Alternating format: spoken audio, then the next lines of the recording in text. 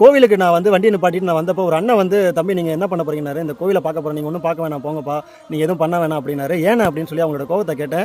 நிறைய பேர் வராங்க போகிறாங்கப்பா, யாரும் எதுவும் பண்ண மாட்டாங்க, யாரும் இந்த காளி வந்து யாரையும் எதுவும் பண்ண விடாது, இப்படி பண்ணால் உயிர் பலி வாங்கிடும் அப்படின்ட்டு எல்லா இடத்துலையும் சொல்கிற மாதிரி அண்ணன் சொன்னார். அவரோட ஆதங்கம் எனக்கு புரிஞ்சுது. நிறைய பேர் வராங்க போகிறாங்க எதுவும் பண்ண மாட்டாங்க அப்படின்ட்டு. ஸோ எல்லாரையும் வர வச்சதே நம்ம காணொலி மூலியமா.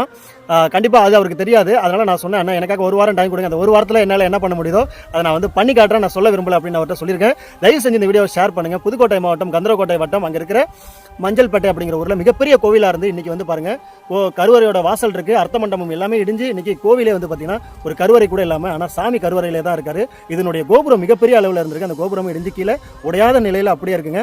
கூடிய விரைவில் நம்ம அன்பு தானே எல்லாம் செய்த அறக்கட்டளை மூலமா இவருக்கு இந்த மாதத்திலே திருப்பணி பண்ணப்படுங்கிறத உறுதியாக சொல்லிக்கிறேன். ஊர் மக்கள் எல்லாருமே அனுமதி கொடுத்துருக்காங்க. அது மட்டும் ஊர் தலைவர்கிட்டையும் நம்ம அனுமதி வாங்கியிருக்கோம். ஸோ இன்னும் அனுமதி வாங்கி அவர்களுடைய மூலியமாக கூடிய விரைவில் இந்த மாதத்திலேயே சரியான நாளை நான் அறிவிக்கிறேன். அது வரைக்கும் இந்த வீடியோவை ஷேர்